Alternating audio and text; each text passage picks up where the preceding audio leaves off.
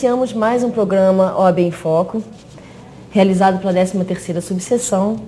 E essa semana nós trazemos dois temas para debater, aqui com dois advogados, colegas, Dr. Rodrigo Ferreira da Cunha, nosso vice-presidente da OAB 13ª Subseção, e Dr. Ronaldo Gaudio, que vem aqui ambos a brilhantar o nosso programa, com dois temas: relação de consumo em serviços de ensino e responsabilidade médico-hospitalar.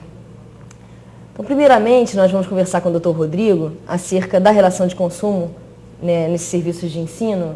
Dr. Rodrigo, eu queria suas primeiras considerações sobre o tema, no sentido de que se escolas e colégios, universidades são considerados fornecedores de serviço, né, à luz do Código de Defesa do Consumidor. Com certeza, né?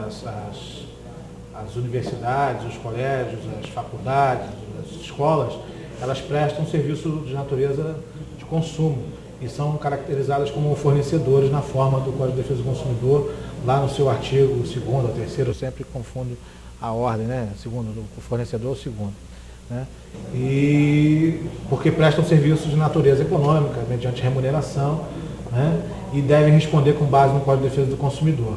Mas também prestam um serviço, dependendo não dependendo, mas como precisam ser autorizados pelo poder público, elas prestam serviço de natureza pública também, né? Porque, por exemplo, a universidade, ela presta um serviço de natureza delegado pela União, que o órgão, o ente federativo responsável pelo serviço público de ensino superior.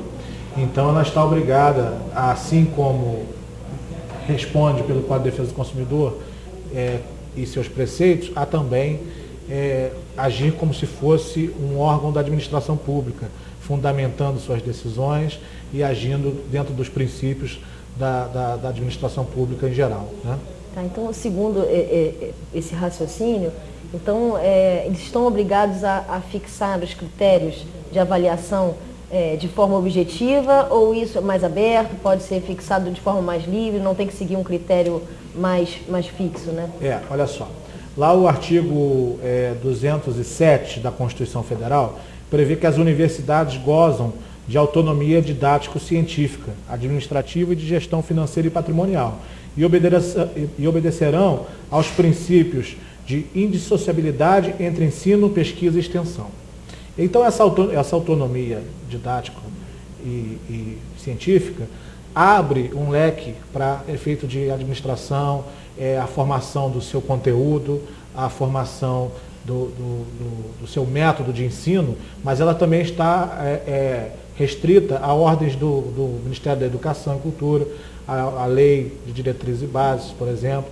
Então, e nem por isso ela pode abrir a sua forma, o seu método, que fique de forma subjetiva. Entendemos que de modo algum isso pode acontecer, porque as decisões, como dito, precisam ser sempre fundamentadas. Então, vamos dar um exemplo. Uma instituição de ensino que presta serviço de ensino superior, um curso de ensino superior, por exemplo, ela, ao nosso ver, ela não pode fixar critérios subjetivos para aprovação ou reprovação, até para evitar uma perseguição de um professor, né? Até para evitar que a reprovação possa ser manipulada de acordo com interesses de A ou de B, ou interesses da instituição. Então, precisa fixar critérios objetivos a serem cumpridos. Entendemos, inclusive, que é necessário nota, uma fixação de parâmetros, inclusive de nota, de 0 a 10, por exemplo, e não como, por exemplo, apto ou inapto, suficiente ou insuficiente. Porque fica muito aberto. Quanto é suficiente? Quanto é insuficiente? Quanto é apto e quanto é inapto? Tá? Apto é de 6 a 10 e inapto de 1 a 5,9? Não, já existe lugar que não tem isso. E aí você, quando entra na discussão a respeito da matéria, vem questões filosóficas, doutrinárias, maravilhosas, mas que não atendem aos quesitos obrigatórios da fundamentação e da objetividade necessária para a fixação de uma aprovação ou não. Né? Isso já tem gerado debates e é lógico que os métodos precisam ser revistos, né? Porque até para fazer com que os alunos se adequem a uma condição de melhor estudo, mas isso não pode viabilizar a reprovação, a avaliação de forma subjetiva. E é isso que tem acontecido. Porque existem universidades hoje desenvolvendo, até por instrução e determinação e incentivo do Ministério da Educação, métodos dinâmicos de ensino, onde o aluno, ele não é mais o professor não é a única fonte do conhecimento. O aluno, ele aprende a aprender. É muito legal, muito interessante. O problema é que muitas das vezes esses alunos não vêm da universidade, não vêm do colégio, né? Que a maioria dos alunos do ensino superior, eles não estão cursando uma segunda universidade, eles estão vindo direto do ensino médio.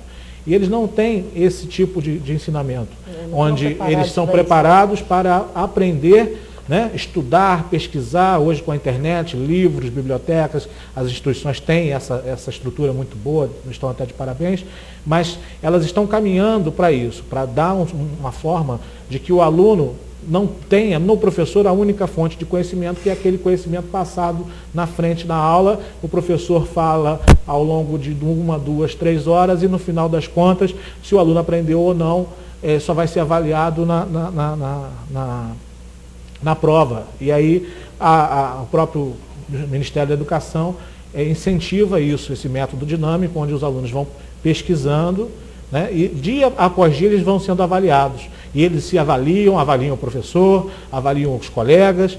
A coisa é bastante interessante. A crítica vai na questão da avaliação e da fundamentação. Porque como é uma relação de consumo também, precisa, além da questão da fundamentação com base na Constituição, precisa atender o Código de Defesa do Consumidor com informações claras, precisas, né? O jogo precisa começar a ser jogado com as regras postas antes, né? Eu já vi avaliações que a regra da prova e o atendimento da prova vem antes da prova. Olha, aqui você vai ter que atender e tal. E aí, se você não atende tudo aquilo, está reprovado numa única prova, muitas das vezes. Então, um conjunto todo, uma pessoa avaliada em todo um semestre, talvez por erro em um único ponto, ele fica reprovado.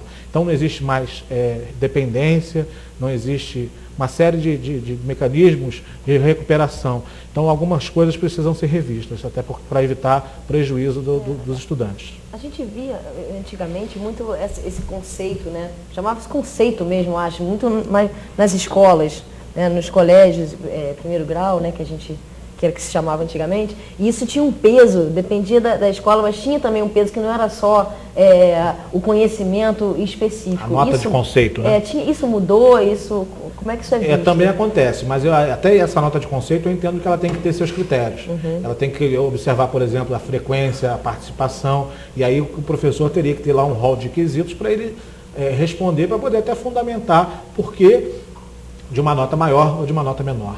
Mas o que eu estou dizendo é que existem instituições hoje que não lançam nota nenhuma. Uhum. A pessoa é apta ou inapta, suficiente e insuficiente, aprovado ou reprovado.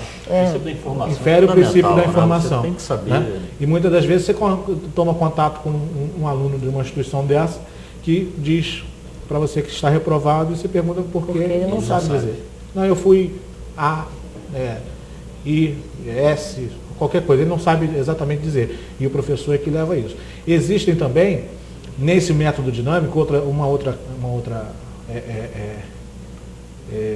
crítica que eu tenho feito, é a falta de preparo, ou a falta de adequação de um professor, que é um coordenador de pequenos grupos, como por exemplo, numa aula de direito, não que exista já esse método na aula de direito, mas eu estou trazendo para o direito. Como se, por exemplo, um pedagogo desse uma aula de direito penal. Você está entendendo? Ele coordena um grupo que vai fazer aulas falando sobre direito penal. E aí você tem um grupo de alunos, vários grupos de alunos de direito penal. Um é orientado por um pedagogo, o outro é por um psicólogo, o outro é por um professor de matemática, e lá no final tem um advogado mestre em direito penal. E quando faz a prova, o mestre em direito penal é que cobra a avaliação. Então é lógico que o aluno que teve como seu mentor um mestre em direito penal vai estar em condições diretamente diferentes, né? Muito diferentes daquele que foi instruído por um pedagogo, né? Porque alguns toques, algumas dinâmicas que o mestre vai poder fazer, o pedagogo não sabe. Então, essa adequação também precisa ser feita. Então, para que seja prestado um serviço de natureza educacional de uma forma adequada, precisa ser observado todos esses princípios sob pena de prejudicar o direito do aluno de aprender, que também é previsto na Constituição, né? Nós trouxemos até esse tema hoje porque começamos a perceber realmente na prática isso acontecendo, né? Como o Dr. Rodrigo está colocando aqui. E qual seria o caminho? Primeiro o aluno recorre à instituição, ele vai a nível professor, pede para rever a prova, vai à coordenação, quais são os caminhos que ele tem que percorrer? Sabemos que ele pode ir ao judiciário, né? É livre o direito de ação, está previsto na Constituição Federal. Mas eu digo assim, a nível instituição mesmo, quais são os caminhos dele para que ele tente resolver isso primeiro, de forma amigável, para que depois ele possa ter uma demanda judicial. E em caso de demanda judicial, o que o doutor tem visto ou tem participado já nesse momento, nesse tipo de demanda? Boa pergunta. O que acontece é que essas instituições, elas têm os seus ordenamentos e muitas das vezes você tem que observar esses ordenamentos, até para não ser alegado que não houve pedido de reconsideração, né? Existem instituições que têm seus regimentos internos, você tem que estudar o regimento interno para saber qual é o recurso cabível em termos de instituição, pedir para que seja deferido até o direito de ampla defesa, porque muitas das vezes esses recursos, essas reuniões, essas deliberações são feitas sem a própria participação do aluno, que não vai poder expor suas razões. Se ele tiver o advogado dele nós entendemos que pode participar, porque o advogado ele tem o direito de participar de toda e qualquer reunião onde esteja sendo tratado o interesse do seu cliente, independentemente de estar previsto ou não nesse regimento, né? A figura do advogado. Então ele vai observar os regimentos, as determinações da instituição, de preferência fazer uso de todos os recursos e revisões possíveis, sempre fundamentadamente, né? E aí, uma vez esgotado essa esfera administrativa, ou não sequer atendido, que também acontece, você faz o pedido e ele sequer tem uma tramitação, você busca a tutela jurisdicional para tentar suspender inicialmente esse ato que entendemos nulo, evado de nulidades pela falta da fundamentação e buscar a anulação futura quando da decisão do mérito. Isso já ocorreu, é uma coisa recorrente nos tribunais, a gente tem visto jurisprudência a respeito da matéria e feitos tendo sucesso nessa área. Então, os alunos não estão sujeitos à decisão unilateral das instituições, não.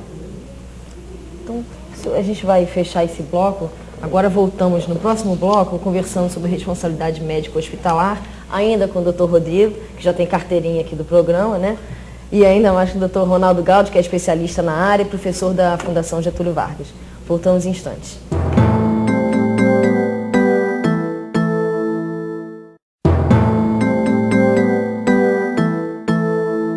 Estamos de volta com mais um programa OAB em Foco. No nosso segundo bloco, vamos tratar de responsabilidade médico-hospitalar. Temos aqui conosco o Dr. Rodrigo Ferreira da Cunha, vice-presidente da OAB, e o Dr. Ronaldo Gaudi, especialista no assunto e professor da Fundação Getúlio Vargas. Nosso tema é relevante, entendendo que o nosso sistema de saúde, não só o público, né, que todos sabem a situação que se encontra, mas também temos vários problemas na área particular.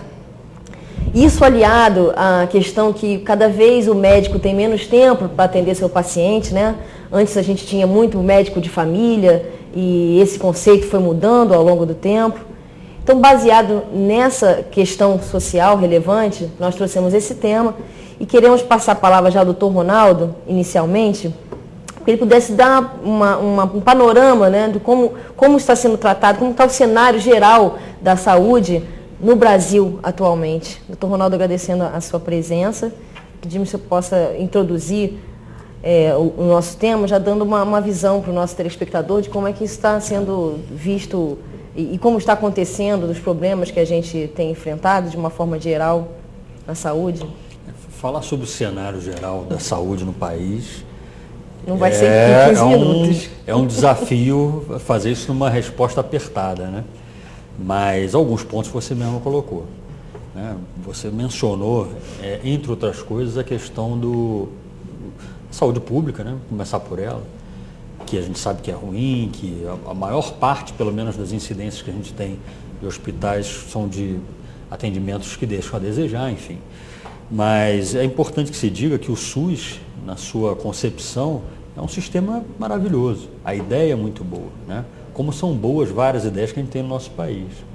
Nosso problema é de gestão, né? Nosso problema é de gestão.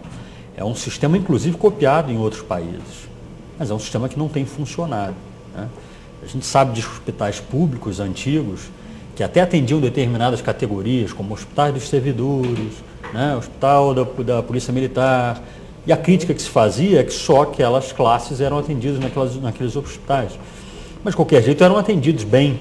Eram os hospitais públicos de referência, né? Enfim, hoje, se a nossa classe política fosse obrigada a ser atendida em hospital público, né, haveria uma grita muito grande ou uma solução para o sistema de saúde pública, né? Mas, enfim, apesar de toda a precariedade, na concepção ideológica é um sistema excelente. De outro lado, um ponto que você mencionou também, né? Hoje a gente tem médico cada vez mais tendo menos tempo para dedicar ao seu paciente, né? Isso é uma questão muito delicada. Isso aconteceu, entre outras coisas, porque os honorários médicos estão aviltados, né? O médico ele tem ganhado pouco, tem sido muito pouco valorizado o atuar do médico. E o médico acaba tendo que colocar o atendimento do paciente numa linha de produção.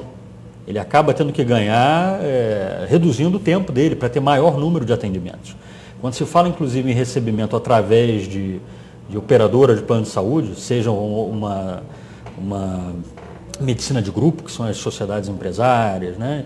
Ou uma medicina de cooperativa, outro tipo de operadora de plano de saúde, existe sempre uma tensão entre atender mais rápido para se ganhar mais atos médicos que são remunerados por essas empresas e essas cooperativas, né?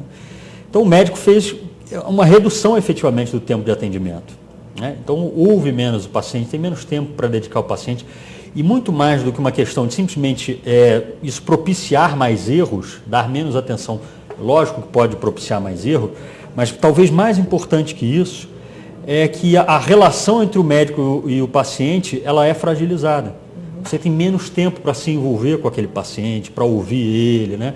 Isso, salvo um juízo diferente do meu, tem sido talvez uma das grandes causas de processos. A falta de tempo para se dedicar a essa relação. Porque às vezes você também não... A relação médico-paciente está deteriorada. Mas né? Você está falando de mais tempo para também conhecer o paciente, é bom que você coloque. Não é você criar uma amizade com o paciente especificamente, não é isso. Mas você até entender porque certas questões médicas, certas doenças, a coisa está ainda por trás, né? Não está assim tão estampado quando você vai atender. São alguns aspectos. Um é esse mesmo que você falou, né? Ou seja, é poder dedicar mais tempo à pesquisa da causa do problema, né, que precisa ser tratado. Isso é um aspecto. A amizade, lógico, não precisa acontecer, que é o caso, mas também não deixaria de ser saudável.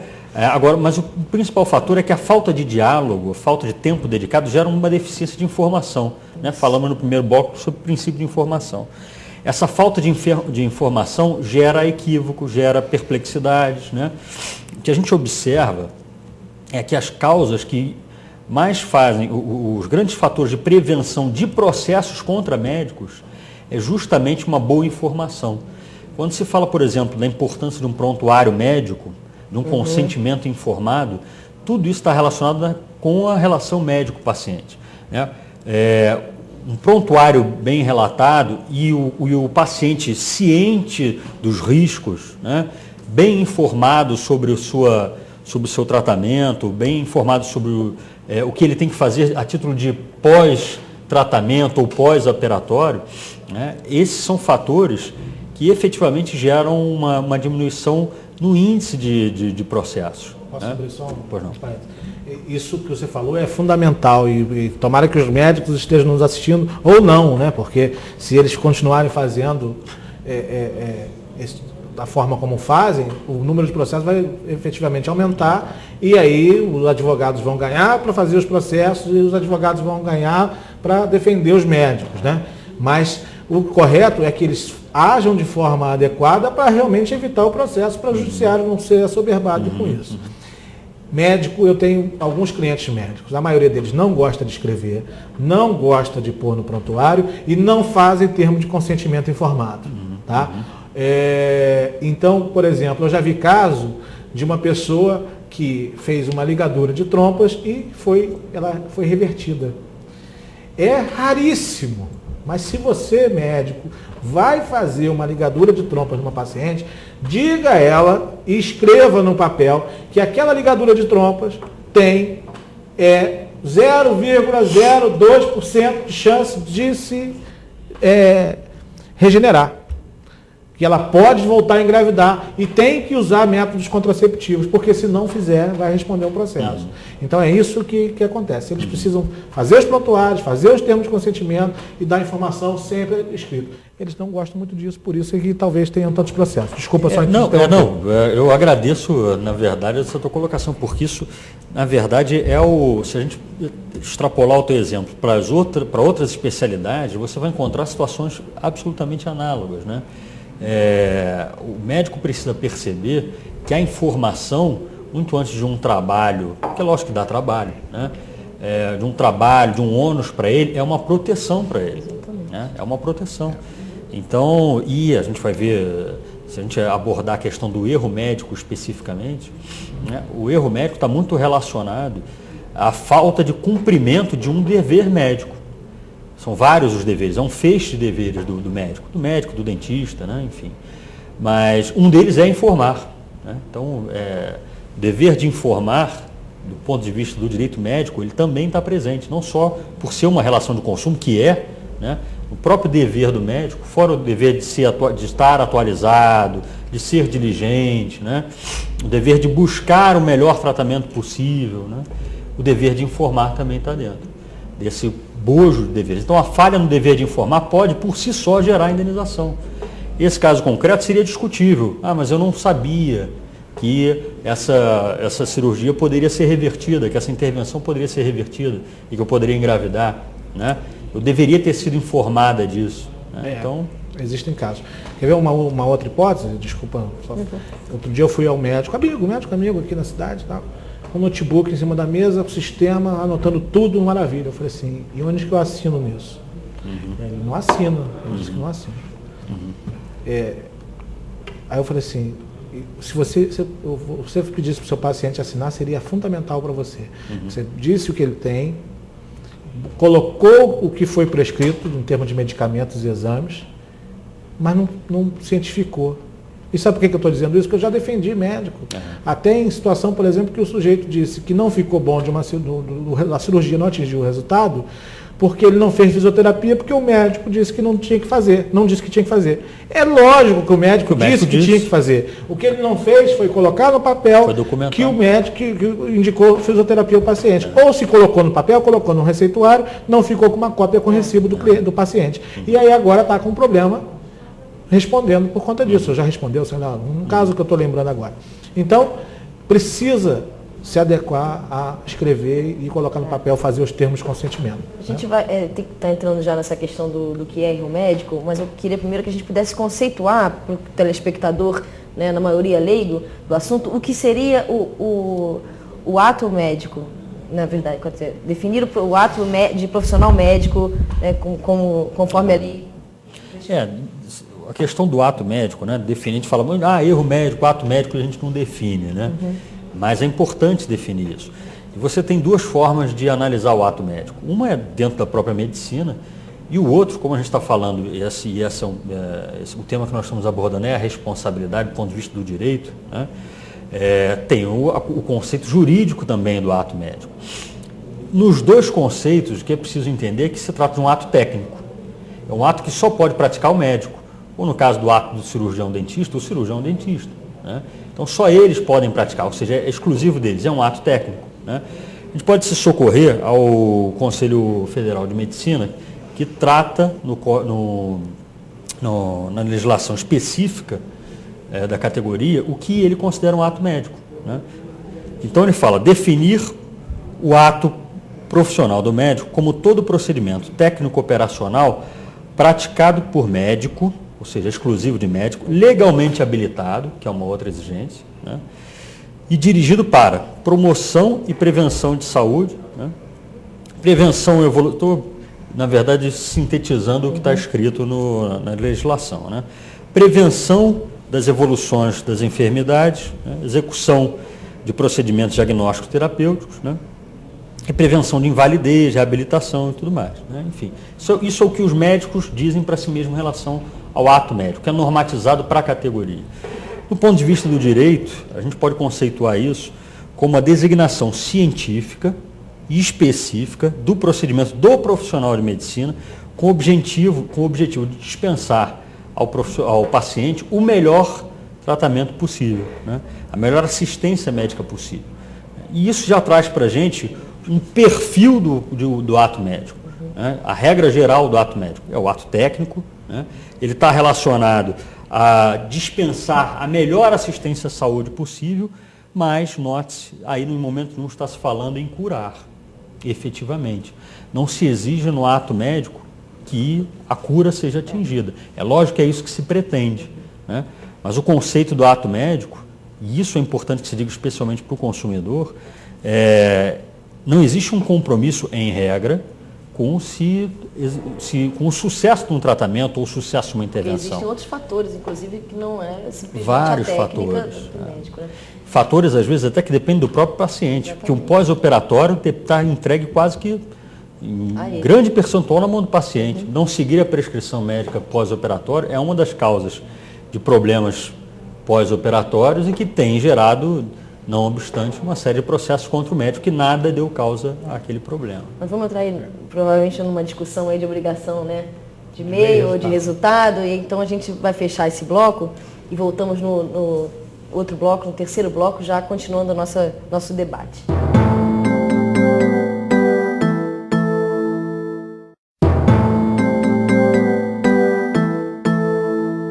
Estamos de volta com o programa OAB em Foco, tratando hoje de responsabilidade médica hospitalar, tendo como nossos convidados debatedores Rodrigo Ferreira da Cunha e Ronaldo Gaudio.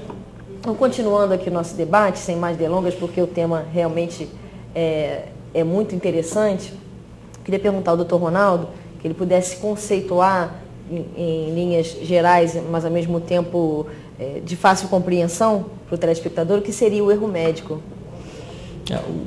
O erro médico, uma definição ampla, ele na verdade significa a violação de um dever do médico, né? A gente já rolou aqui rapidamente alguns deveres, começando pelo dever de informação. Mas ele tem outros deveres, ele tem o dever de tentar empregar a melhor técnica possível, né? De estar atualizado, né? Ele tem que ser cauteloso nas indicações dele, nas prescrições dele, não pode ser arrojado demais, vamos dizer assim, ele tem que ser cauteloso. Se existe, por exemplo, uma terapia que não está ainda testada, não está aprovada pela literatura médica, por mais que ele ache que aquilo possa dar um bom resultado, ele tem que ser muito cauteloso. Na pior das hipóteses, os riscos ali, ou todas essas indefinições, têm que ser informadas com um consentimento informado ao paciente. Então, a rigor, o erro médico implica, na verdade, na violação de um desses deveres. De uma maneira geral, isso significa o erro médico, né? Ele errou, ele deixou de cumprir um desses deveres. E dentro da ideia clássica do erro médico, e aí a gente está falando especificamente do profissional, do médico e do dentista, do profissional liberal, essa responsabilidade só vai acontecer com culpa. Só vai acontecer quando existir uma prova de que ele atuou ou com negligência, ou com imprudência, ou com imperícia, que é a nossa tradicional trilogia da culpa, né? Então, se ele atuou com falha, ela vai se revelar ou na negligência, ou na imprudência, ou na imperícia, né? A negligência, ela está relacionada muito mais a uma omissão do médico, né? deveria ter atuado e não atuou, né? Enfim, a imprudência significa que ele não tomou cuidados que ele deveria tomar, né? Enfim. E a imperícia significa que ele não usou a melhor técnica, enfim, né? Então, as linhas gerais seriam essas, né? Mas eu volto a dizer, porque muitas vezes a gente tem a responsabilização sem erro, e isso é possível, né? A gente vai ver um pouco mais para frente. É possível uma responsabilidade por um dano relacionado a um tratamento sem que exista erro médico. Então, o erro médico, ele enseja que exista a culpa do profissional, e ele é típico do dentista ou do médico, né? E é possível responsabilizar, doutor Rodrigo, uma operadora de plano de saúde por um erro de médico ou de um diagnóstico, na sua opinião? Tem se entendido que sim. Só pedir uma pausa para complementar o que foi dito ali, porque a gente sempre costuma debater que a questão do ato médico, né, ele o trabalho do médico, assim como também do advogado, ele é uma obrigação de meio e não de resultado.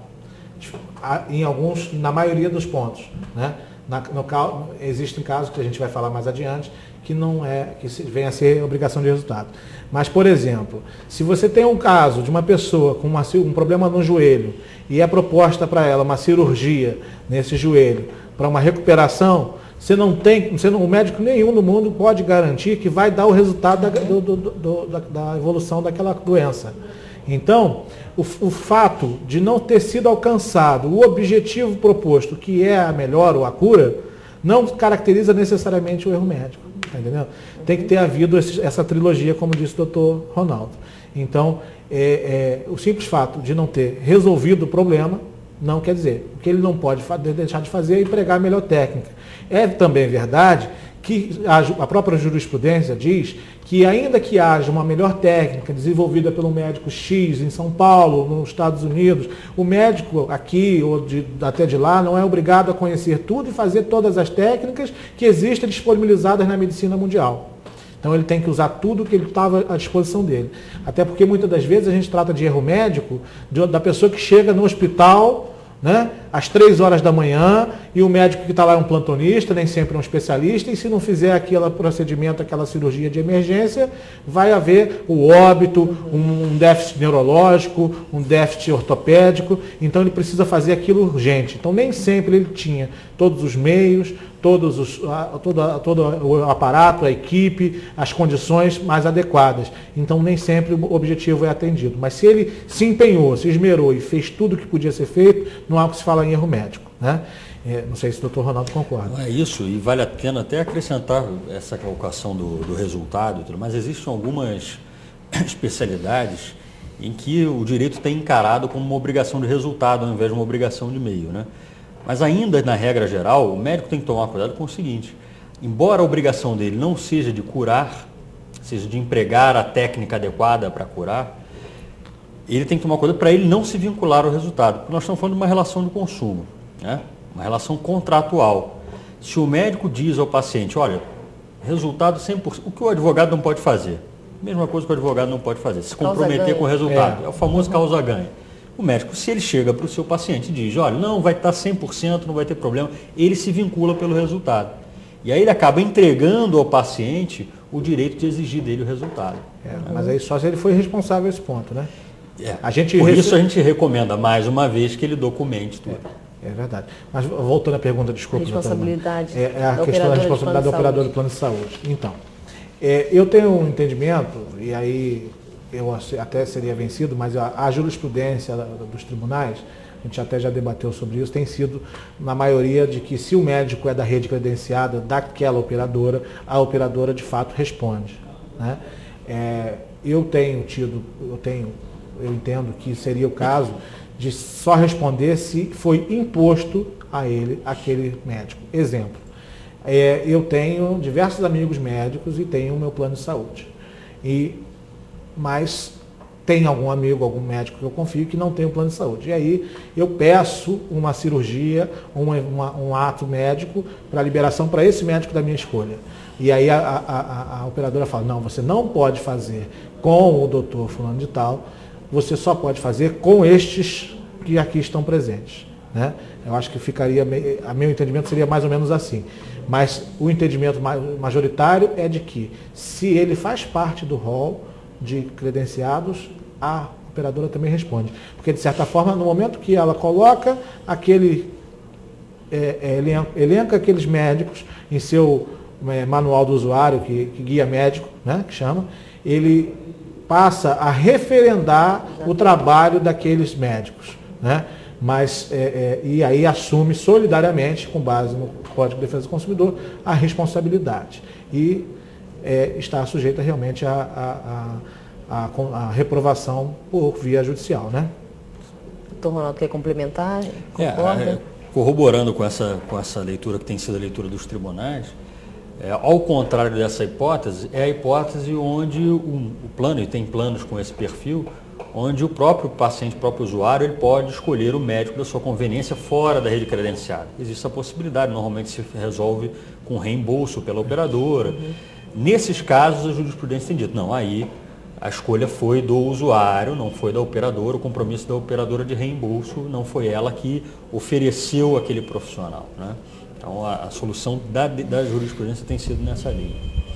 E, há uma diferença na forma de responsabilidade do médico e uma clínica, ou um médico e um dentista? Qual é a diferença? Essa, na verdade, talvez seja uma das questões de maior relevância, porque não é raro, em processos que discutam o erro médico, você ter a condenação de um e a absolução de outro, né? Ou seja, condena-se um hospital e o médico não é condenado. Isso, para o leigo, gera uma grande perplexidade. Como assim, né? Eu ganhei, estou sendo indenizado porque eu sofri uma consequência séria, uma cicatriz, né? Ou um dano pós-operatório, enfim, decorrente da intervenção. Como é que o hospital pode ser condenado e o médico não? Na verdade, são dois sistemas de responsabilização bastante diferentes, do hospital e do médico, né? Na verdade, em relação aos hospitais, nós tivemos uma grande evolução na jurisprudência. Em relação aos hospitais, antigamente se entendia de uma forma predominante que o hospital ele não tinha responsabilidade pelo atuar do médico dentro do seu estabelecimento. O hospital era tão somente responsável por prover aquele estabelecimento em condições para a intervenção do profissional. É como se fosse um hotel especializado. Então, se ele não forneceu as acomodações adequadas, aí sim ele era responsabilizado. Se um médico esqueceu um objeto dentro do corpo do paciente, ele não era responsabilizado, porque aquilo era um ato do médico, exclusivamente. Com o tempo, essa jurisprudência veio mudando, né? E hoje, se a gente for tratar isso em termos percentuais, 70% mais ou menos dos julgados entende que o hospital é sim responsável por qualquer coisa que acontecer dentro do hospital relacionado ao atuar médico. Isso ganhou muita força com o Código de Defesa do Consumidor. Por quê? O sistema de responsabilidade de regra do Código de Defesa do Consumidor, presente à relação de consumo, é o da responsabilidade objetiva, né? É a teoria do risco empresarial. O hospital é uma empresa, ele está ali desenvolvendo uma atividade econômica, por mais que exista um grande interesse público, uma grande relevância pública daquela atuação, daquela função, daquele serviço, é um risco empresarial, é uma atividade empresária, e aí você não precisa discutir se há culpa ou não para haver uma responsabilização. O sistema de responsabilização do profissional liberal, é o mesmo artigo que diz que a responsabilidade em regra é objetiva, é o que excepciona o profissional liberal, tanto cirurgião dentista quanto médico. No artigo 14, parágrafo 4º do Código de Defesa do Consumidor, ele fixa com todas as letras. O profissional liberal responde subjetivamente, com necessidade de se demonstrar culpa, né? Então, se num processo se prova, se não se prova que houve uma culpa do médico, né? Ou seja, que não se houve um erro médico, o médico não vai ser responsabilizado. Agora, se foi provado que houve um dano e que há um nexo de causalidade, que são os requisitos da responsabilidade objetiva, né, o hospital vai ser responsabilizado. Então, você pode ter essas soluções absolutamente diferentes no mesmo processo, né? É muito mais fácil para um paciente, para um usuário, demandar e ter êxito num processo contra um hospital, contra uma operadora, do que com o médico. Porque se você retira do paciente, do usuário, esse peso, esse ônus, que é demonstrar que o médico foi negligente, imprudente, imperito, poxa, eu sou um usuário, não sou médico. Como é que eu vou provar essa questão técnica, que é a negligência, a imprudência e principalmente a imperícia, né? Você depende naturalmente de um perito judicial. Você vai precisar produzir essa prova. Quando você demanda o hospital e a operadora, você não precisa disso, né? Então tira um fardo enorme, um custo enorme para o autor da ação, né? Eu acho que esse artigo 14, parágrafo 4º, que até abri aqui, ele tem muito a ver com a própria obrigação de resultado de meio, né? Que é aquela discussão a respeito se é obrigação de resultado ou de meio. Porque, sendo uma obrigação de meio, não é possível que seja independentemente de culpa. Não é? Então, por isso é que tem essa questão. É uma previsão que vinha para o profissional liberal, para o médico dentista, desde o Código Civil de 16. Né? O Código de Defesa do Consumidor manteve essa regra específica para o profissional liberal e o nosso Código Civil de 2002 também. E provavelmente o espírito da lei seja exatamente esse. Como não temos obrigação de resultado, não podemos responder independentemente de culpa.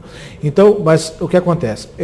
Já tem havido, eu já tenho até identificado isso em alguns processos, que os pacientes eles estão deixando de colocar o médico no polo passivo exatamente para se desincumbir desse ônus probatório e buscando a responsabilização tão somente do estabelecimento de saúde, que é muito mais conveniente, como disse. Muito mais liquidez para pagar exatamente. Uma condenação. E outra coisa, o que acontece? São situações diferentes. Uma coisa é quando você vai ao médico, ao consultório do médico, tem uma necessidade de um procedimento cirúrgico e ele te encaminha a um hospital, porque lá tem um centro cirúrgico e faz uma cirurgia. Aí eu entendo que se houver alguma coisa errada, realmente você tem até que incluir o médico no polo passivo, independentemente da cirurgia ter sido feita no hospital, ainda que você tenha inclusão do médico. Mas quando você tem uma situação que você vai ao hospital procurar os serviços do hospital A ou B, da clínica A ou B, e a clínica, dentre o seu plantel de médicos e de profissionais, sem a sua escolha, muitas das vezes, que quando você chega numa emergência, até de um hospital particular, você não tem a liberdade de dizer que quero ser atendido por este ou aquele médico. É o da vez, é o prato do dia. Não tem oportunidade. Então, o hospital e a clínica, o estabelecimento é que resolve, que tem que ser responsável. Até porque, lá no Código Civil, diz que os empregadores são responsáveis pelos atos de seus prepostos. Né? Independentemente de ter sido feito até mesmo uma fraude ao contrato de trabalho, que acontece até em hospitais aqui da cidade. Né? Que os médicos, infelizmente, não lutam contra isso, porque fazem que médicos montem empresas para trabalhar dentro de hospital. Isso é outra coisa. Mas para efeito de consumidor, isso não tem qualquer validade. O consumidor tem efetivamente que buscar o amparo jurisdicional contra a empresa. Nessa segunda hipótese, ao meu ver.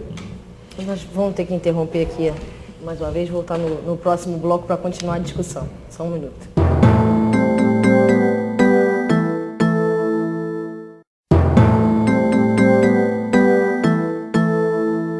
Estamos de volta com o programa OAB em Foco, discutindo responsabilidade médica hospitalar e tendo como debatedores o Dr. Rodrigo Ferreira da Cunha e o Dr. Ronaldo Gáudio. Esse é o nosso último bloco, mas ainda temos muitas coisas para debater, talvez o tempo não seja necessário, mas vamos tentar sintetizar as informações. E eu queria já perguntar para o Dr. Ronaldo, que ele comentou que o profissional liberal responde subjetivamente, né, com a questão da prova de culpa. E se então, à luz do Código do Consumidor, que prevê a possibilidade da inversão do ônus da prova, né, para o consumidor, né, porque ele possa invocar, pedir a inversão do ônus da prova, se isso não fica contraditório, essas duas regras no mesmo código? A rigor, o código, ele trata, quando ele trata do sistema de responsabilidade do profissional liberal, do médico, do dentista, ele claramente diz que é necessário demonstração de culpa. Né? Agora, não resta a menor dúvida que isso é uma relação de consumo. E se é uma relação de consumo, em regra, a gente pode afirmar que se aplica às demais disposições do Código de Defesa do Consumidor. Dentre elas, aquele dispositivo que prevê a possibilidade de inversão do ônus da prova para facilitar a defesa do consumidor. Na verdade, essa questão que você está colocando é uma questão que a doutrina se debate em jurisprudência também. Né? Se a lei diz que para responsabilizar o médico, eu tenho que demonstrar culpa, e de outro lado a gente tem um dispositivo dizendo que pode inverter o ônus da prova, a primeira coisa que a gente tem que distinguir é que uma coisa diz respeito ao que tem que ser provado. Quando a gente fala de responsabilidade subjetiva, é o que tem que ser provado. A culpa precisa ser provada. Isso nada tem a ver com quem deve provar isso. O outro dispositivo diz, esse ônus pode ser invertido. Ou seja, a necessidade de se provar que houve culpa, ao invés de ser quem alega, nós sabemos que o nosso sistema, em regra, é esse, né? O ônus da prova cabe àquele que alega, né?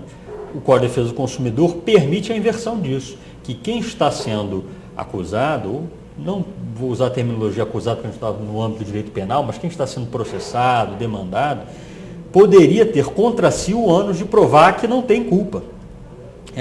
E aí se debruçam os doutrinadores para decidir. Poxa, se de um lado eu digo que para o médico é necessário provar a culpa, de outro eu vou dizer que ele pode receber a incumbência de provar que não tem culpa, né? O que a gente observa é que, na prática, a doutrina faz, na verdade, ela pondera essa aparente contradição. Não chega a ser uma contradição, são coisas diferentes. Mas o que pondera a doutrina? Que se você permite a inversão do ônus da prova contra o médico e contra o dentista, você está tornando letra morta o sistema de responsabilidade subjetiva para eles, né? Sem querer chegar a uma conclusão definitiva se isso é o certo ou se isso é errado, essa tem sido uma argumentação muito coerente da doutrina.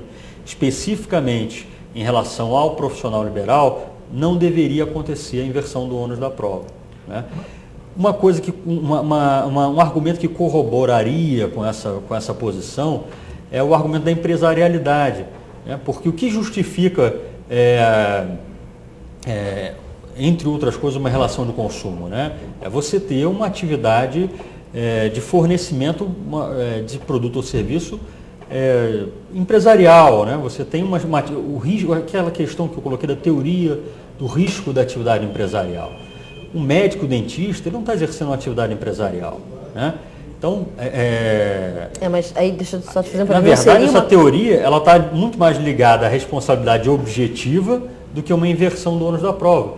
A inversão do ônus da prova está ligada à hipossuficiência do consumidor. Então. E ela continua existindo face ao médico.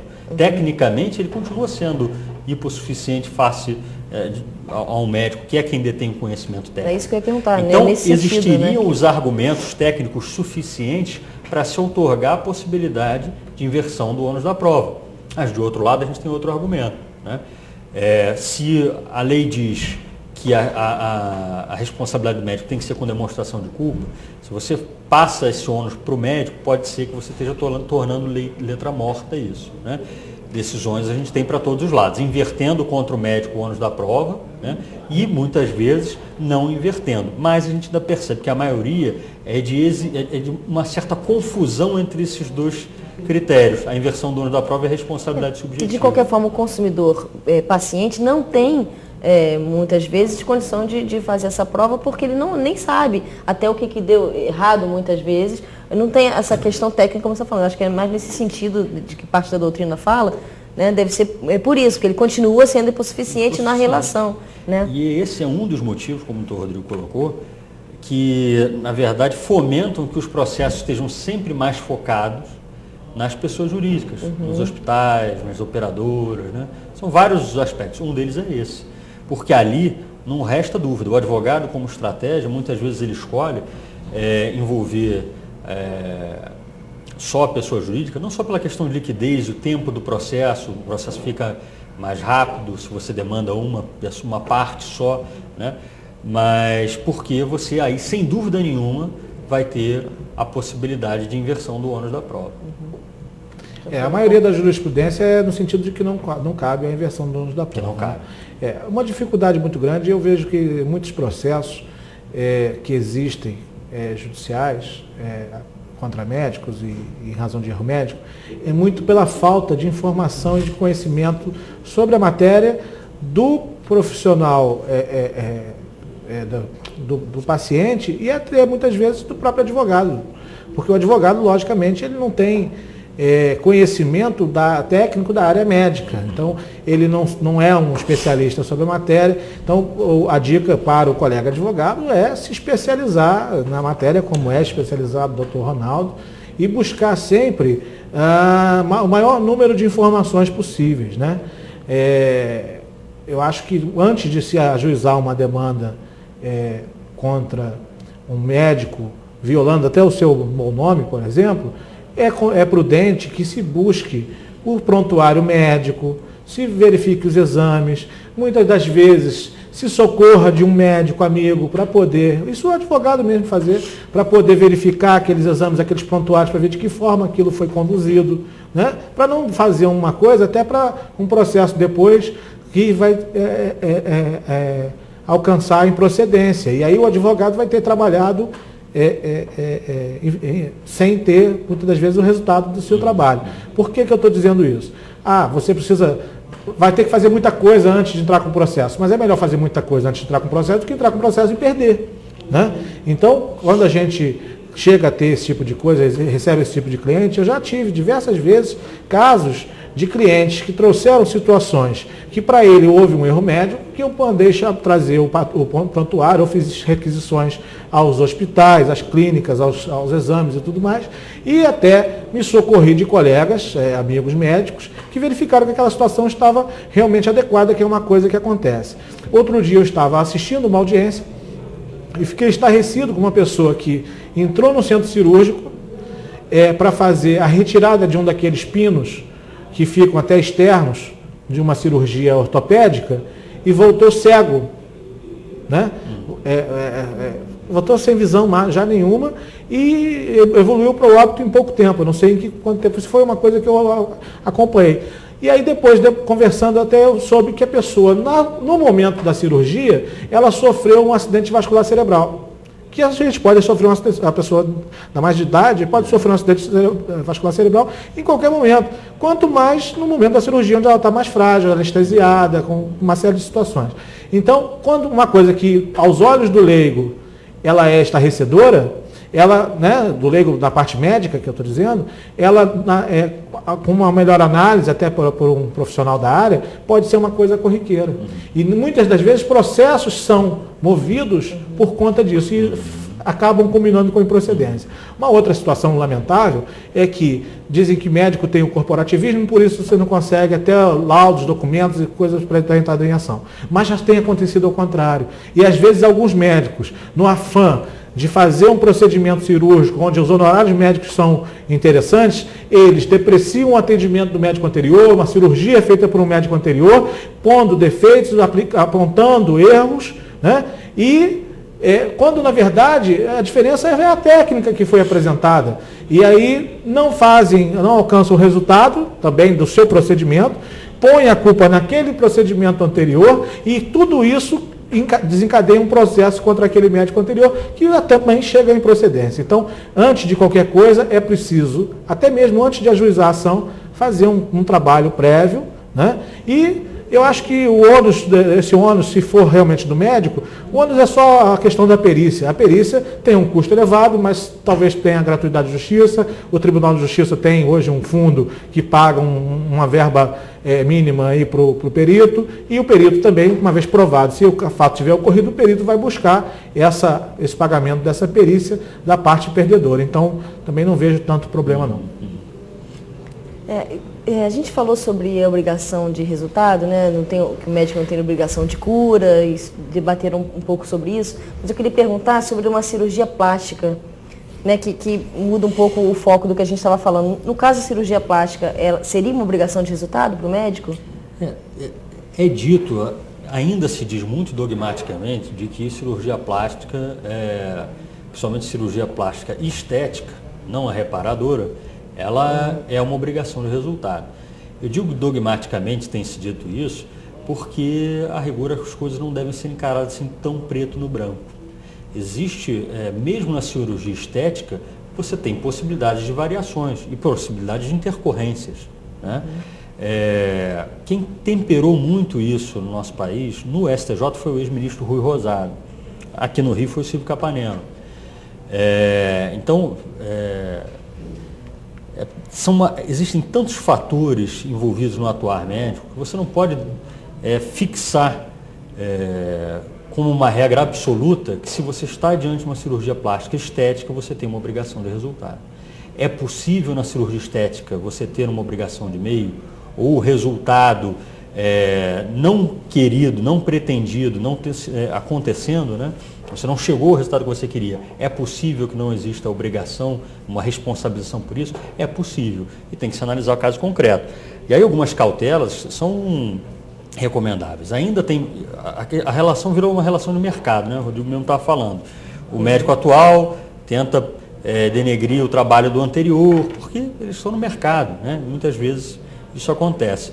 Mas o fato é que o médico tem que tomar cuidado.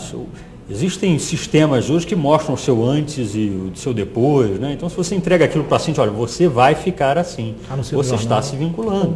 Né? Agora, houve uma intercorrência, houve uma infecção possível, houve uma... coisas que fazem parte do risco inerente a qualquer cirurgia, mais simples que seja. Né?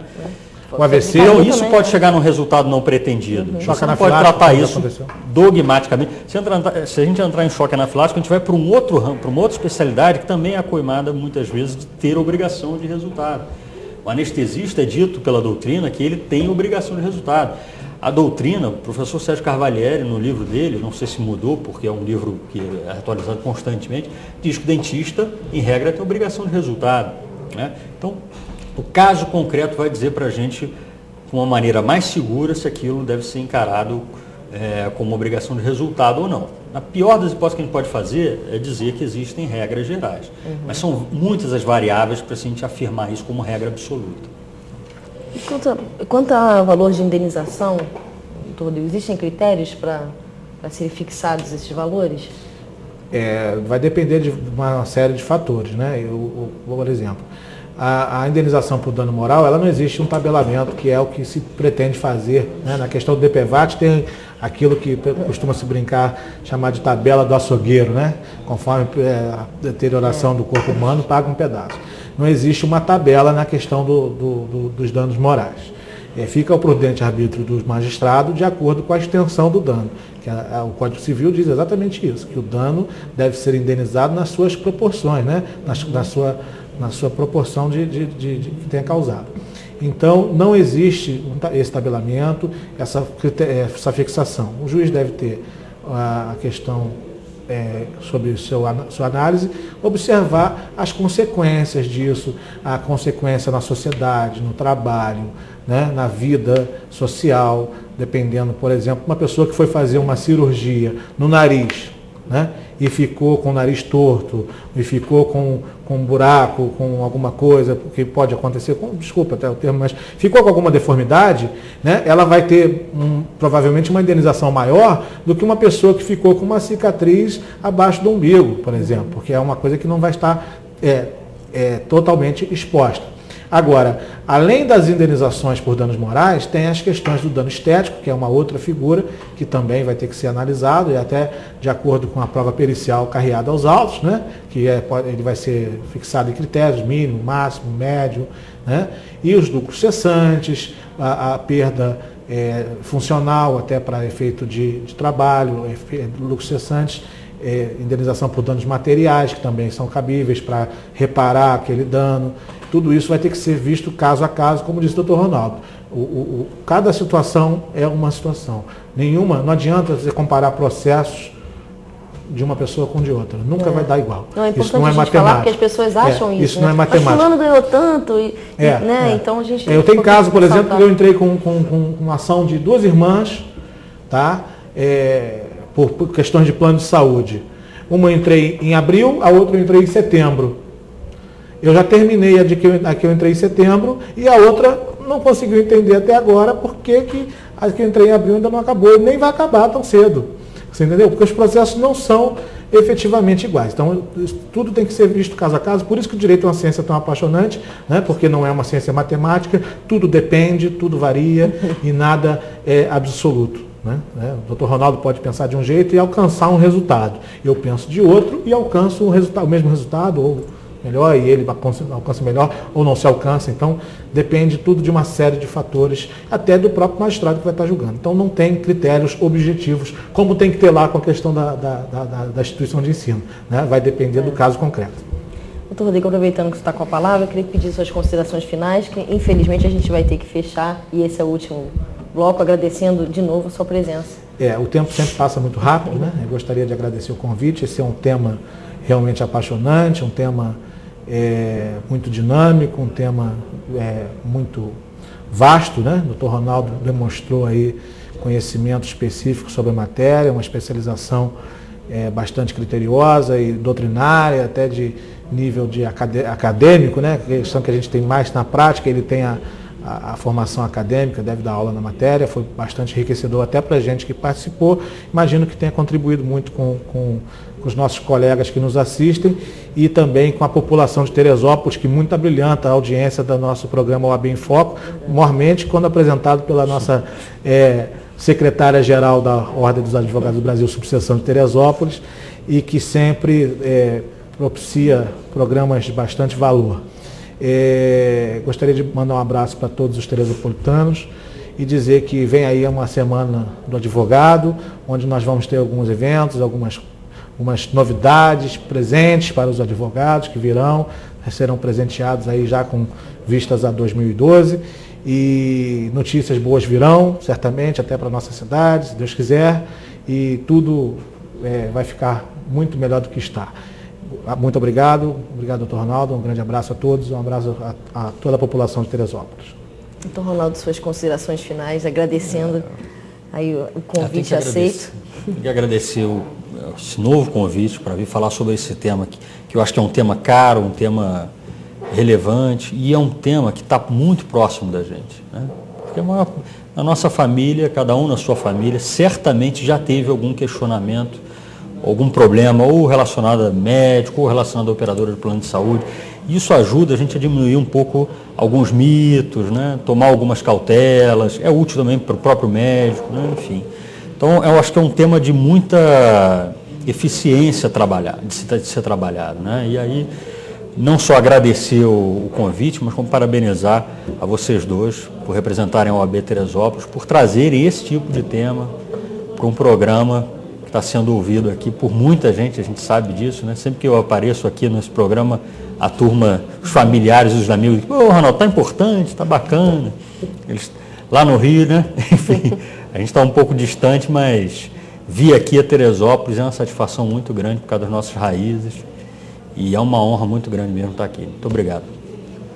Nós terminamos mais uma vez nos despedindo com uma certa vontade de continuar o tema, né? A gente sempre lembrando que a gente pode trazer o tema outras vezes, podem vir outras pessoas falar sobre isso. Se vocês gostaram, tem alguma dúvida, podem escrever para o programa, ligar para a TV Diário e solicitar que a gente faça um programa com mais esclarecimentos, porque a gente realmente faz esse programa para informar a população, né? Esses advogados se disponibilizam a vir aqui, todos que vêm gratuitamente, né? Na intenção realmente de prestar esse serviço população teresopolitana.